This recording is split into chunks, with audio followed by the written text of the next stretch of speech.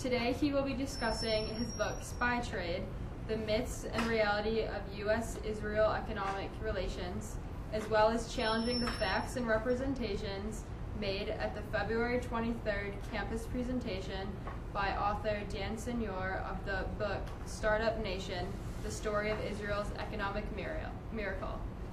So, without further ado, I'm honored to introduce to you Mr. Grant F. Smith.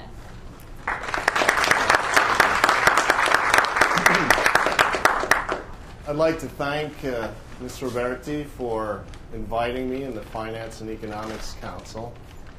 As she mentioned, I'm here for a specific reason. And I think you'll find out I've got an interesting point of view that's quite different than what was presented on campus by Dan Senor in his February presentation. In 2009, there were two books that came out which focused intently on U.S.-Israeli economic development and trade relations. One of them is a huge bestseller. Guess which one that is? It's not mine. One of them is an okay seller. That's Spy Trade. But the important thing to realize is that big ideas, large policy initiatives, and there's clearly one behind Startup Nation, can have gigantic policy consequences costing billions of dollars. And that's exactly what my book, Spy Trade, attempts to look at. Now, the two books are completely different in approach. I do recommend that everybody read Startup Nation. It's a fascinating book. It's got Harvard Business School quality case studies. It's got pithy quotes. It's got very interesting ideas. The best one, I think, is the idea of irreverence and challenging and not accepting authority or convention, the idea of chutzpah, the idea of Israeli executives being beat up by their minions who are challenging their authority and ideas. But it's also got a package in its recommendations. And I would argue, and will argue tonight, that the fundamental input and research into this book is incomplete, and that therefore the recommendations that come out of it are faulty and could have disastrous consequences.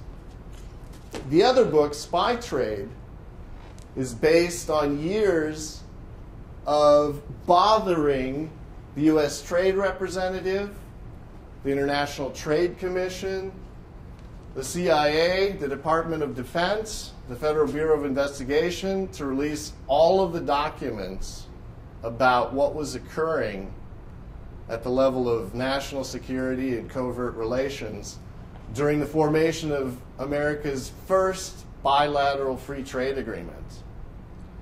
It takes the view that because of promises made for covert operations and cover-ups and the disenfranchisement of U.S. industries and industry groups, that there's some very big, very unsustainable problems that have guided subsequent trade policy, but in particular affect this particular relationship.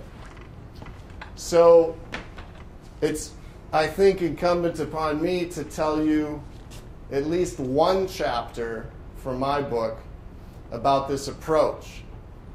Spy Trade really begins looking at a period of time that's remarkably similar today, where you have kleptocratic regimes being overthrown by popular revolutions. In 1979, this meant the Somoza regime in Nicaragua and, of course, the Shah in Iran, which were governing with unpopular regimes with quite a bit of support from the United States and from Israel. In fact, Israel was pumping in hundreds of millions of dollars to prop up their market in Nicaragua right up until the fall of the Somozas.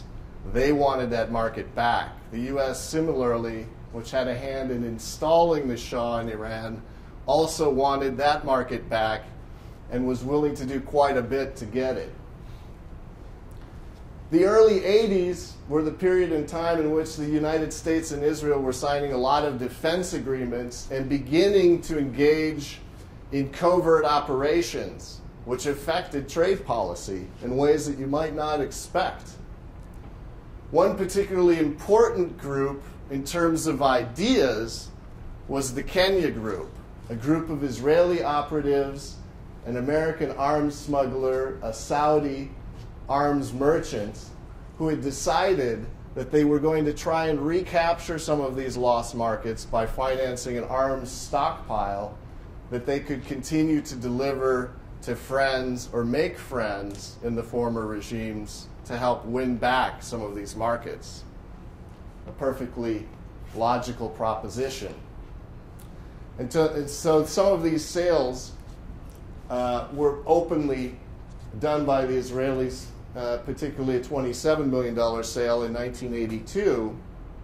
And this was sold to the U.S. Department of Defense to circumvent congressional bans on aid imposed on the Central Intelligence Agency and Department of Defense on any aid to the Contras in Nicaragua. The Israelis pitched their arsenal plan, wound up getting the bad end of the deal, it turns out, but we'll look at that later.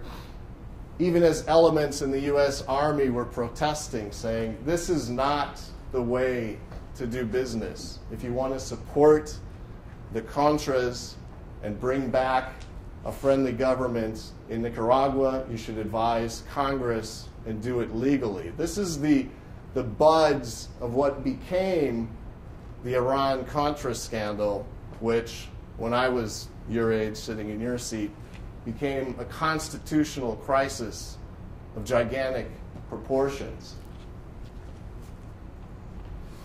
The Department of Defense, in a secret arrangement called Tipped Kettle, arranged to buy Israeli captured Palestinian weapons and was happily funneling them to their friends, the Contras, in Central America to win back Nicaragua.